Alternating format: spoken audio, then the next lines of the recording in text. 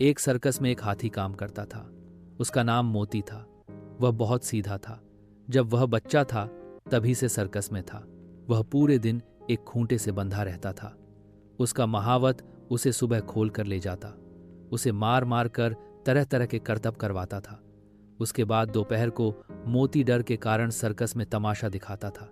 शाम तक वह थक जाता था, लेकिन देर रात तक उसे करतब दिखाने पड़ते थे। रात को वह थक कर सो जाता था। इधर उसका महावत भी उसके पास एक खाट बिछाकर सो जाता था। एक दिन सुबह जब मोती जगा तो देखा उसका महावत वहां नहीं है। वह अपने गांव गया था, इसलिए आज मोती का तमाशा नहीं होना था। मोती बहुत खुश हुआ। कम से कम एक दिन के लिए तो उसे छुट्टी मिली। इधर सर्कस का मालिक बहुत परेशान था। सारे टिकट बिक चुके थे। अगर हाथी का तमाशा नहीं हुआ तो पब्लिक तोड़फोड़ मचा देगी। नटखट बंदर अपने पिंजरों में उछल कूद मचा रहा था। मोती, नटखट, आज तो मेरी छुट्टी है। मेरा महावत तो गांव चला गया। नटखट, क्या बात करते हो भाई? भला ये सर्कस का मालिक कभी छुट्टी दे सकता है?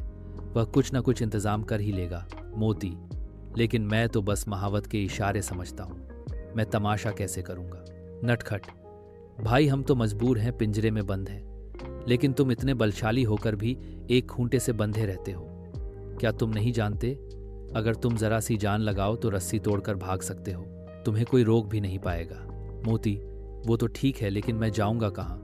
मैंने तो जब से होश संभाला है अपने आप को खूंटे से बंधा ही पाया है। यही महावत मुझे खाने को देता है, मारता है, करतब करवाता है।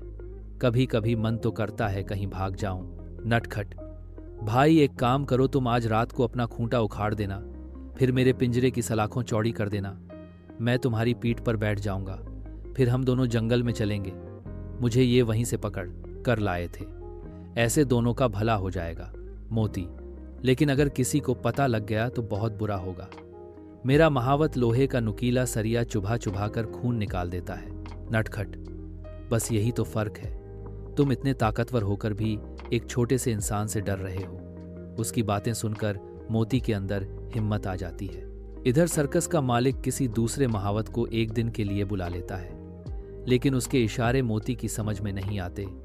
वह गुस्सा होकर मोती को बहुत ज्यादा मारता है। मोती रात को अपने खूंटे से बंधा रो रहा था। नटखट, भाई रोने से कुछ नहीं होगा। इतने बड़े शरीर का फायदा उठाओ, मेरा पिंजरा तोड़ दो और वो सामने का फाटक एक टक्कर में गिर जाएगा। फिर हम दोनों जंगल में चले जाएंगे। वहां तुम मजे से रहना, सारा दिन खाना खाना और कोई रोकने टोकने वाला भी नहीं होगा।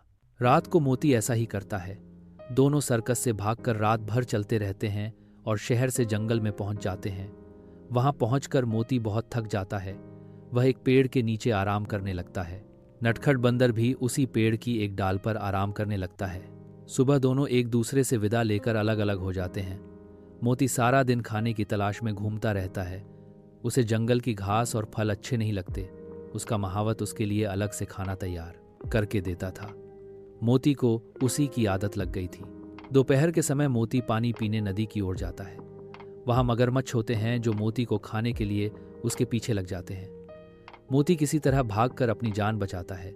इसी तरह शाम हो जाती है। वह थककर एक पेड़ के नीचे आराम करने लगता है। तभी हाथियों का एक झुंड वहां पानी पीने आता है।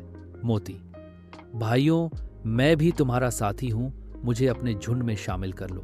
हाथी, नहीं, हम जंगल के हाथी हैं और तुम सर्कस के, तुम्हारा हमारा क्या मेल? हम तुम्हें अपने साथ रखेंगे। कोई मुसीबत आई तो तुम बचना भी नहीं जानते। तुम्हारे चक्कर में हम भी शिकारी की गोली का निशाना बन जाएंगे। यह सुनकर मोती उदास हो जाता है। वह अकेला पेड़ के नीचे बैठा रहता है। अगले दिन वह नटखट बंदर को ढूंढने निकल जाता है, लेकिन वह भी कहीं नहीं मिलता। इसी तरह 2 दिन बीत जाते हैं। मोती कमजोर होने लगता है, क्योंकि जंगल का बेस्वाद खाना उसे अच्छा नहीं लग रहा था। एक दिन वह धीरे धीरे चलता हुआ सर्कस के गेट पर पहुंच जाता है। वहां जाकर वह गेट पर आवाज लगाने लगता है। उसकी आवाज सुनकर सर्कस का मालिक और उसका महावत दोनों आ जाते हैं। महावत मोती को देखकर बहुत खुश होता है। महावत, मुझे पता है नए महावत ने तुम्हें बहुत मारा, इसलिए तुम चले गए थे, लेकिन मेरे बिना तुम रह नहीं पाए, इसलिए वापस आ गए। आखिर हमारा तुम्हारा बचपन का साथ है।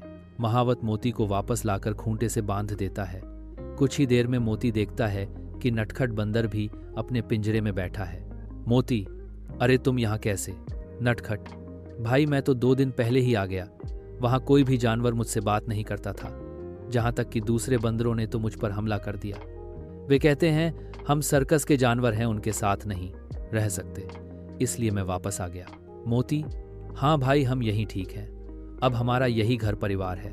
अब बस अपना काम अच्छे से करते हैं, जिससे हमें ढंग से खाना मिल सके और मार भी कम पड़े।